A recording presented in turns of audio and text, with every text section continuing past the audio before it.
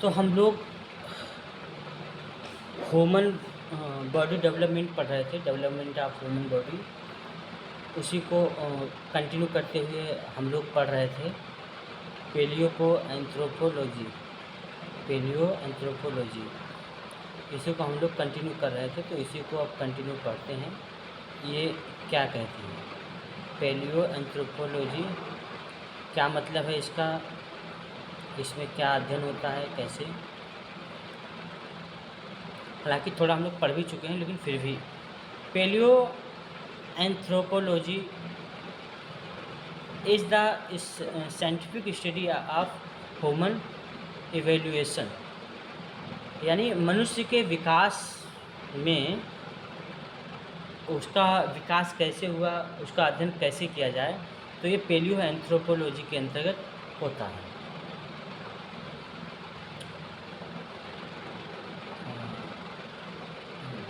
Paleo anthropology is a सब field and anthropology सब field of anthropology the study of human culture, society and biology. यह anthropology मानव विज्ञान का एक हिस्सा है, जिसमें इंसान की संस्कृति, समाज और बायोलॉजी का अध्ययन किया जाता है। इसमें संस्कृति, मनुष्य और बायोलॉजी का अध्ययन किया जाता है। The field involves as understanding of the similarities and differences between humans and mothers species in their genes, body from happiness.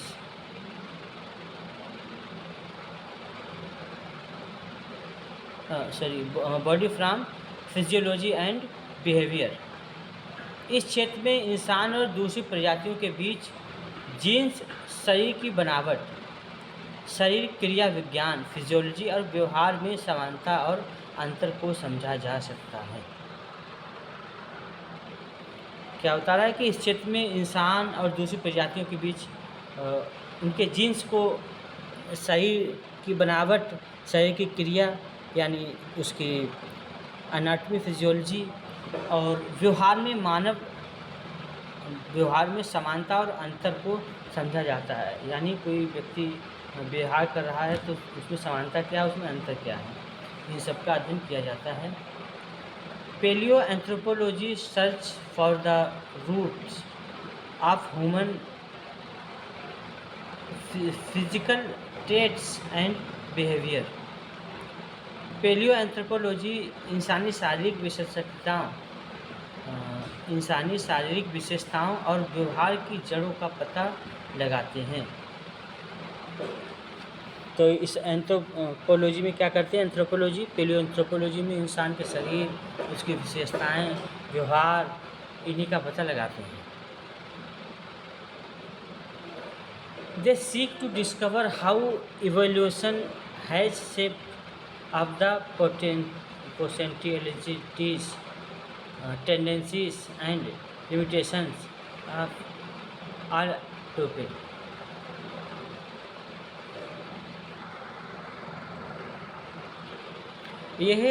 वे यह जानने की कोशिश करते हैं कि विकास में सभी लोगों की क्षमताएं, प्रवृत्ति और सीमाओं को कैसे प्रभावित किया है, यानी किस तरह से प्रभावित किया है मनुष्य के विकास, उसकी क्षमता, उसकी प्रवृत्तियों पे।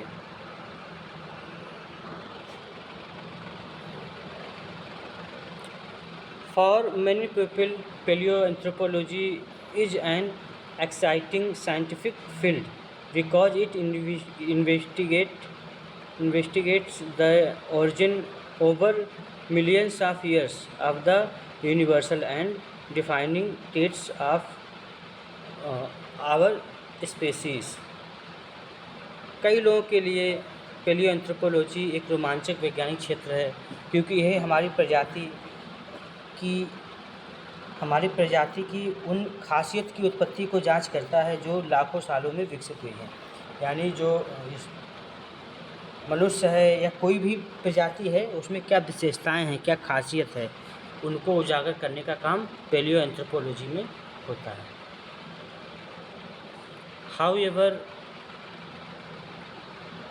However, some people find the concept of human evolution trouble because it can seem not to fit with religious and other traditional beliefs about how people, other living things, and the world come to be।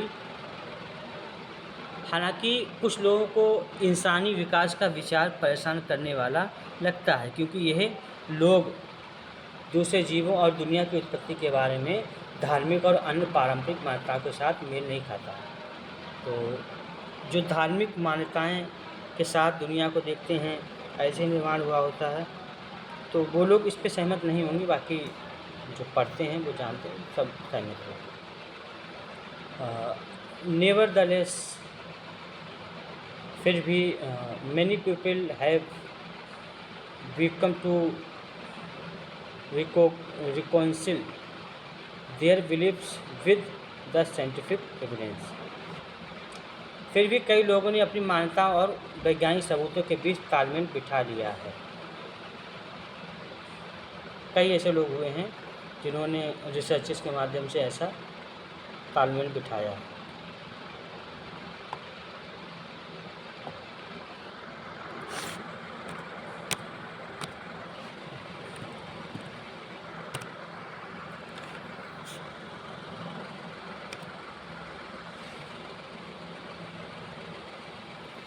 Early human fossils and archaeological remains offer the most important clue about this ancient past। शुरुआती इंसानों के जीवाश्म और पुरातत्व से जुड़ी चीज़ें इस प्राचीन अतीत के बारे में सबसे अहम सुराग देती हैं। यानी जो प्राचीन जीवाश्म वगैरह हैं, पुरातत्व से जुड़ी चीज़ें हैं, वो इन सब के बारे में जहाँ चीज़ें बताती हैं कि हाँ व्यक्ति का विकास कैसे रहा होगा, कैसे हुआ होगा। This remains include bones, tools and any other evidence such as footprints, evidence of hearths or butchery marks of animal bones left by early people.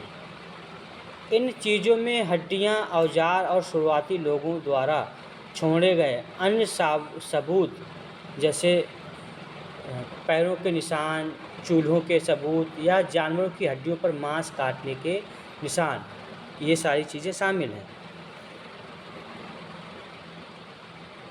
Usually the remains were buried and preserved naturally. आमतौर पर ये चीज़ें ज़मीन के नीचे दब जाती थीं और प्राकृतिक रूप से सुरक्षित रहती थीं। They are then found either on the surface exposed by rain, rivers and wind erosion, or by digging in the ground। बाद में ये या तो सतह पर बारिश, नदी और हवा के कटाव से बाहर आने पर या ज़मीन खोदने पर मिलती। तो उस समय जो भी चीज़ें थीं, अभी के समय में नदी कट गई है या कहीं खुदाई हो रही है, तभी एविडेंस मिल रहे हैं, जीवाश्म मिल रहे हैं। बाय स्टडिंग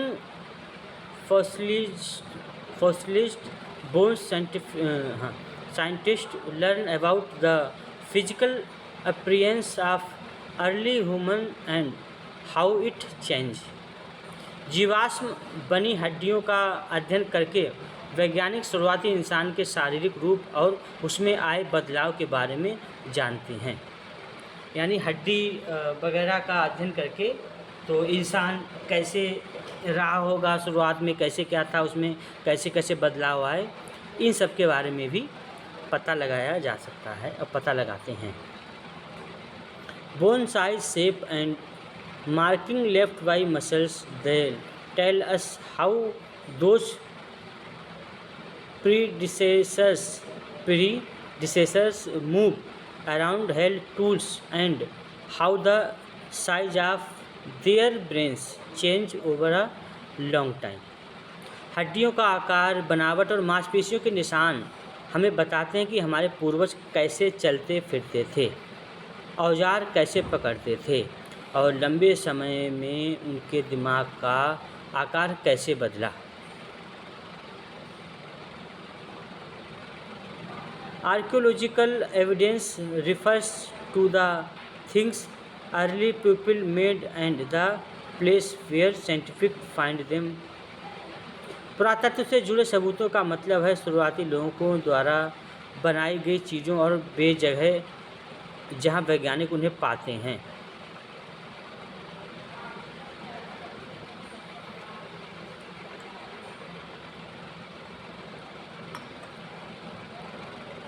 यानी पुरातत्व के सबूत, उनसे जुड़े सबूत हैं का मतलब है कि शुरुआती लोग द्वारा बनाई गई चीज़ें, यानी पहले लोग कैसी चीज़ें बनाते होंगे और वैज्ञानिक उसको अपनी तरीके से प्राप्त करके और उस पर स्टडी करते हैं।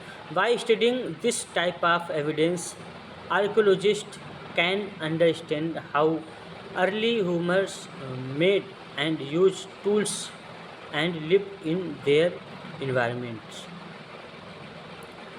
इस तरह के सबूतों का अध्ययन करके पुरातत्वविद यह समझ सकते हैं कि शुरुआती इंसान औजार कैसे बनाते हैं और इस्तेमाल करते थे और अपने माहौल में कैसे रहते थे, यानी अपना जो भी जहाँ रहते थे किस माहौल में रहते थे। तो इस तरह के सबूतों का अध्ययन, यानी ये सबूत मिलते हैं, इनका अध्ययन करके पुरातत्व ये समझ सकते हैं कि शुरुआती इंसान कैसे रहता होगा, कैसे औजार बनाते होंगे, कैसे उनका इस्तेमाल करते होंगे और उस समय का माहौल कैसा रहता होगा। ठीक है, आगे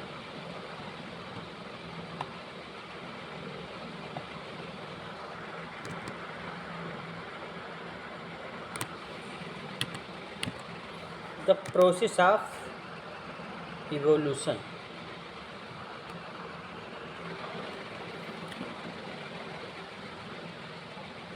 early human fossils and archaeological remains offer the most important clues about this ancient past.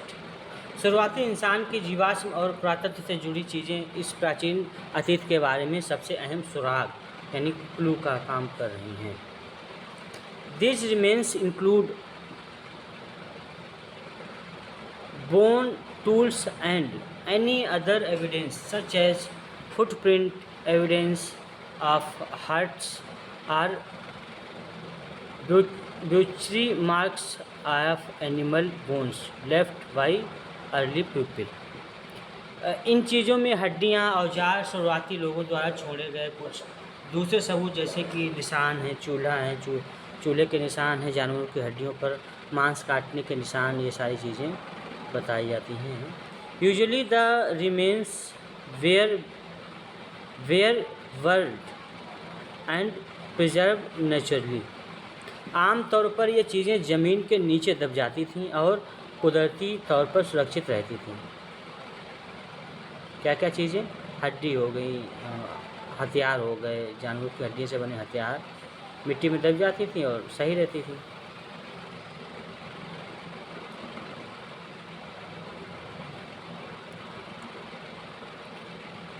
By studying fossilized bones, scientists learn about the physical appearance of early humans and how it changed. जीवाश्म बन चुकी हड्डियों का अध्ययन करके मनोवैज्ञानिक शुरुआती इंसान के शारीरिक रूप और उसमें आए बदलाव के बारे में जानते हैं। Bone size, shape and marking left by muscles tell us now those predecessors move around, held tools and how the size of their brains change over a long time. हड्डियों का आकार, बनावट और मांसपेशियों के निशान हमें बताते हैं कि हमारे पूर्वज कैसे चलते फिरते थे, औजार कैसे पकड़ते थे और लंबे समय में उनके दिमाग का आकार कैसा बदला। लंबे समय के बाद कैसे धीरे डेवलपमेंट हुआ, शरीर का आकार बदला। Archaeological evidence refers to the things early people made up the places where scientists find them। पुरातत्व से जुड़े सबूतों का मतलब है शुरुआती लोगों द्वारा बनाई गई चीज़ों में और वे जगह जहाँ वैज्ञानिक उन्हें पाते हैं। यानी पुरातत्व से जुड़े सबूत मतलब शुरुआती लोग द्वारा बनाई गई चीज़ें और वे जगह जहाँ उनको प्राप्त किया जाता है, तो ये आर्कियोलॉजी से जुड़ा हुआ है। By studying this type of evidence archaeologist can understand how too early होमर्स made of the use tools and live in their environments.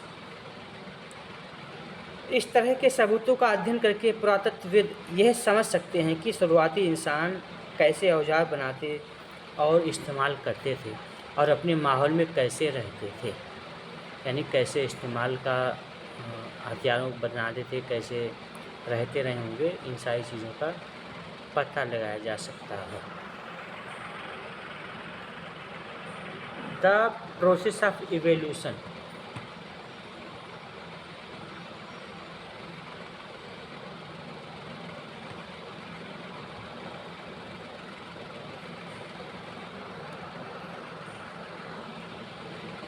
Evaluation occurs when there is change in the genetic material, the chemical molecule DNA, which is inherited from the parents, and especially in the proportions of different genes in a population।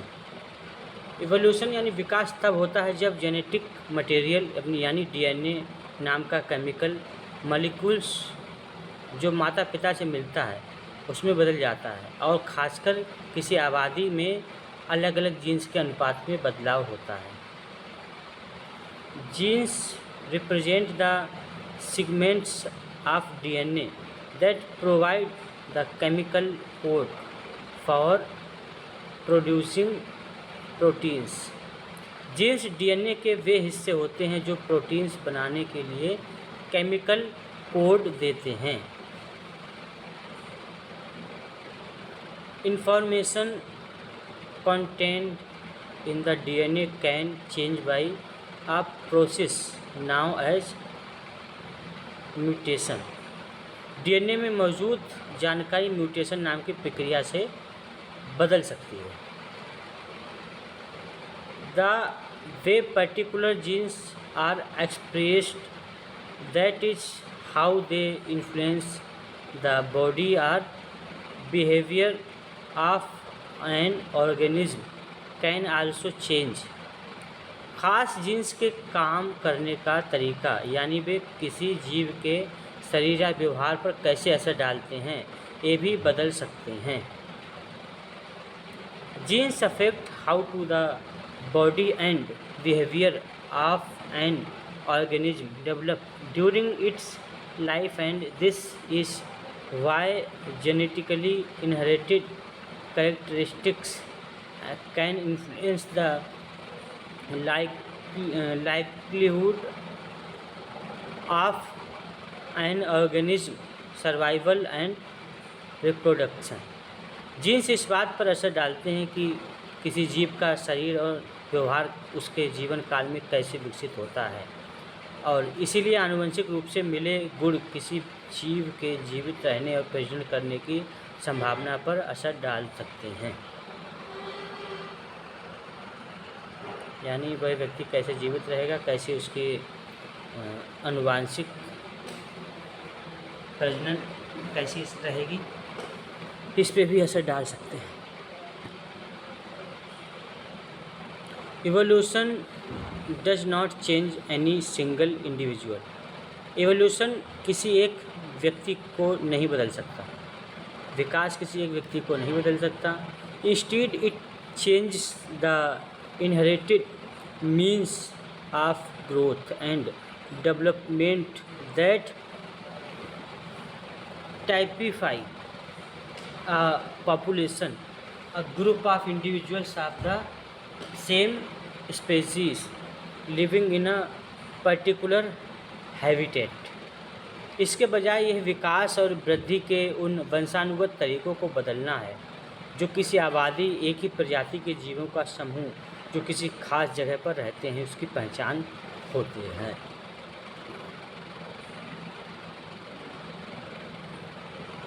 Parents pass adaptive genetic changes to their offspring and ultimately these changes become common throughout a population। माता पिता अपने बच्चों में अनुकूलन वाले genetic बदलाव पहुंचाते हैं और आखिरकार ये बदलाव पूरी आबादी में आम हो जाते हैं। As a result the offspring inherit those genetic characteristics that enhance their chances of survival and ability to give birth, which may work well until the environment change। नतीजतन बच्चों को वे जेनेटिक गुण मिलते हैं जो उनके जीवित रहने और प्रजनन करने की क्षमता को बढ़ाते हैं। ये गुण तब तक अच्छे से काम करते हैं जब तक कि पर्यावरण ना बदल जाए। Over time genetic change can alter a species overall way of life such as what it eats, how it grow and where it can live। समय के साथ जेनेटिक बदलाव किसी प्रजाति के जीने के पूरे तरीके को बदल सकते हैं, जैसे कि वह क्या खाती है, कैसे बढ़ती है और कैसे कहाँ रहती है, वह प्रजाति कैसे कहाँ रहती है। Human evolution took place as new genetic variation in early ancestor population favored new abilities to adapt to environmental changes and so altered the human way of life। इंसान का विकास तब हुआ जब शुरुआती पूर्वजों की आबादी में नए जेनेटिक बदलाव ने पर्यावरण में बदलाव के अनुसार ढलने की नई क्षमताओं को बढ़ावा दिया और इस तरह इंसान के जीने का तरीका बदल गया। The evolution of the human body is a long biological process that occur over millions of years। इंसान के शरीर का जो विकास है वो एक बहुत लंबी प्रक्रिया है,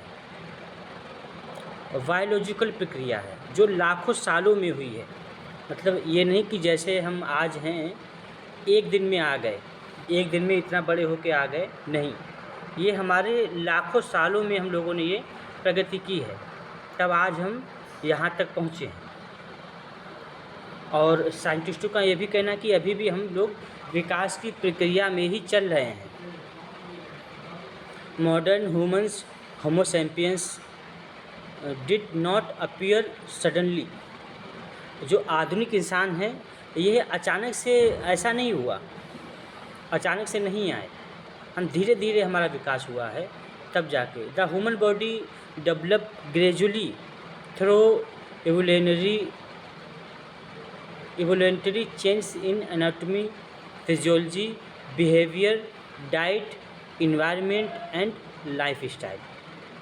इंसान का शरीर का विकास धीरे धीरे हुआ जिसमें शरीर की बनावट, काम करने के तरीके, व्यवहार, खान पान, पर्यावरण और जीवन शैली में बदलाव शामिल थे। तो हमारा शरीर ऐसे ही एकदम से नहीं बदला या मनुष्य का विकास ऐसे ही एकदम से नहीं हुआ। पहले हम 4 पैरों पे चलते थे, फिर 2 पैरों पे बाईपैडिज्म हुए। तो इंसान धीरे धीरे, जिसमें हमारे शरीर की बनावट, काम करने का तरीका, व्यवहार, खान पान, पर्यावरण, जीवन शैली, रहने के तरीके, ये सारी चीज़ें भी बदलाव हुआ इनमें भी। Human evolution is part of the broader evolution of primates. इंसानी विकास प्राइमेट्स के विकास का ही एक हिस्सा है, यानी मनुष्य का विकास प्राइमेट्स का विकास का ही एक हिस्सा है। Over time our ancestors developed characteristics such as upright walking, increased brain size, dexterous hands, changes in the skull and teeth, complex communication and sophisticated social behaviour. समय के साथ हमारे पूर्वजों में कई खूबियाँ विकसित हुई, जैसे सीधे चलना, दिमाग का आकार बढ़ना, अच्छे हाथ, खोपड़ी, दांत में बदलाव, जटिल बातचीत का तरीका और बेहतर सामाजिक व्यवहार। ठीक है, तो ये देखिए चित्र क्या बता रहा है, जैसे कि हम लोगों ने पहले भी बात कर चुके हैं।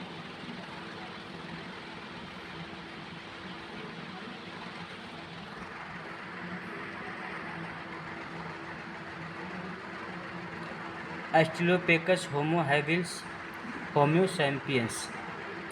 तो 4 लाख साल पहले हम ऐसे थे, फिर ऐसे बढ़ते बढ़ते बढ़ते बढ़ते फिर 2.5 लाख साल पहले हम ऐसे थे, फिर ये देखिए Homo sapiens, Homo habilis 2.5 lakh साल पहले, फिर होमो सैपियंस 1 लाख साल पहले, और होमो इरेक्टस 2 लाख साल पहले नीचे देखिए, फिर होमो सैपियंस जो कि अभी का मनुष्य है।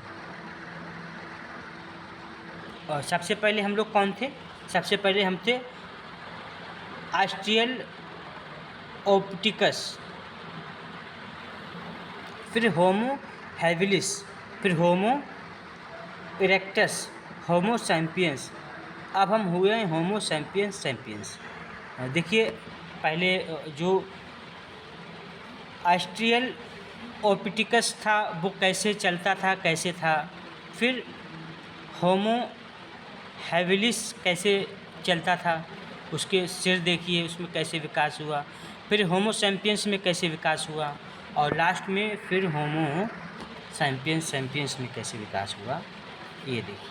ठीक है, और ये देखिए चित्र, हमारे ब्रेन का साइज कैसे बदलता गया, कैसे हमारा विकास होता गया।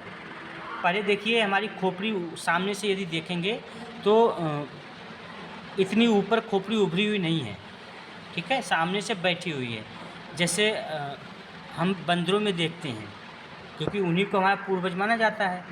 फिर सेकंड नंबर देखिए थोड़ा सा उसमें आकार बढ़ा, थर्ड में और चौथे नंबर पे हमारे ब्रेन का फोरहेड का विकास हो गया अच्छे से।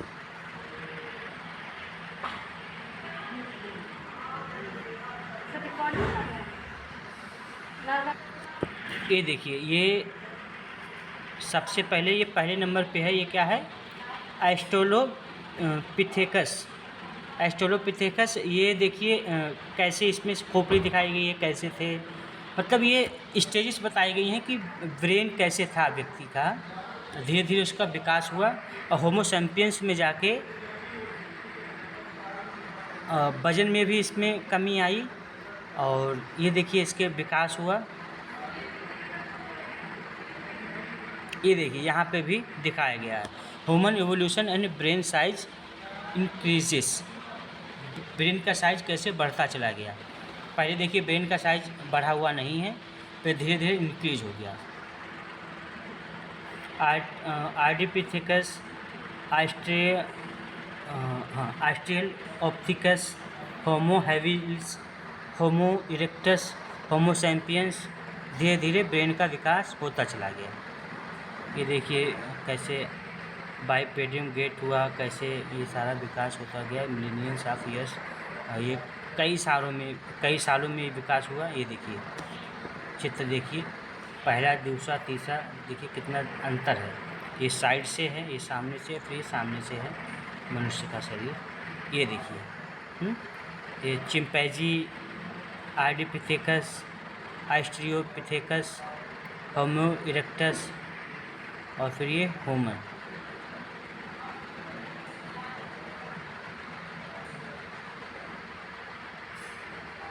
फिर देखिए दांतों में भी पहले था क्वाड्रीपेडल था, बाईपेडल, पाईपेडल और बाईपेडल। मतलब जैसे जैसे आदमी दो पैरों पर चलता चला गया, उसके दांतों में भी मोलर कैनाइन पहले जहाँ लंबा था, फिर छोटा होता चला गया कैनाइन।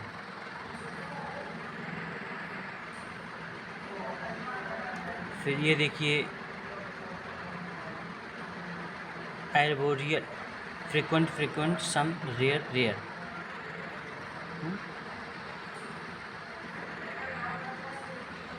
ठीक है, तो ये यहीं तक रखते हैं, इसको हम अगली क्लास में फिर से पढ़ेंगे, अर्ली एवोल्यूशन बैकग्राउंड। ठीक है, ओके।